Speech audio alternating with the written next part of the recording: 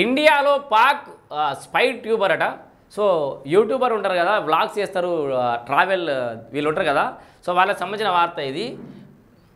ఇండియాలో Pak spy tuber భారత్లో ఉంటూ పాక్ కోసం పని మన కీలక సమాచారం చేరవేత యూట్యూబర్ జ్యోతి మల్హోత్రా అరెస్ట్. మొత్తం 6గురిని అదుపులోకి తీసుకున్న పోలీసులు. మంచిగా దాని ఆడపిల్ల అయిపోయింది కానీ చెమడాలు తీరు ఏం కాదు.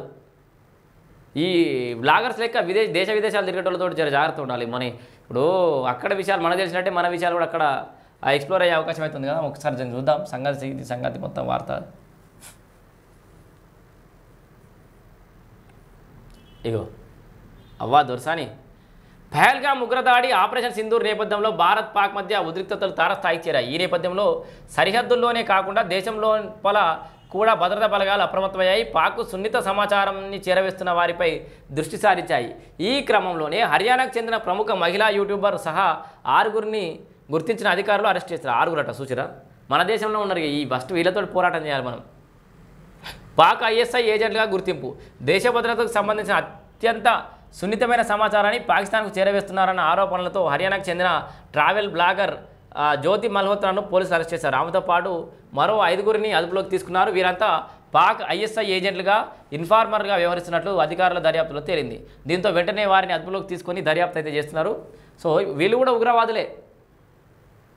ఉగ్రవాదులు ఎట్లయితే మట్టు పెట్టిరో వీళ్ళని కూడా మట్టు ఏం లేదు, గోలీ మారో, పెద్ద ఫరక్ పడది. అట్లయితే ఇంకొకసారి ఇంకోడు ఇన్ఫార్మర్ లెక్క దేశంలో పనిచేయాలంటే వణుకు పుట్టాలి. 2023లో పాక్ పర్యటన. ట్రావెల్ విత్ జో పేరుతో జ్యోతి యూట్యూబర్ ఛానల్ నడుపుతోంది. 2023లో కమిషన్ ఏజెంట్ల ద్వారా వీసా పొంది పాక్ దేశంలో పర్యటించింది. ఈ క్రమంలో ఎవరికీ అనుమానం రాకుండా పాక్ అధికారులకు భారత్ సంబంధించిన కీలక సమాచారాన్ని చేరవేసినట్లు అధికారులు గుర్తించారు. ఓ నెట్వర్క్లా ఏర్పడి ఆమెతో కలిసి అరెస్ట్ అయిన 5గురు పనిచేస్తున్నట్లు తేల్చారు. ఈ ముఠా హర్యానా, పంజాబ్ కేంద్రంగా పనిచేస్తున్నట్లు కనుగొన్నారు. ఏం చేశారు?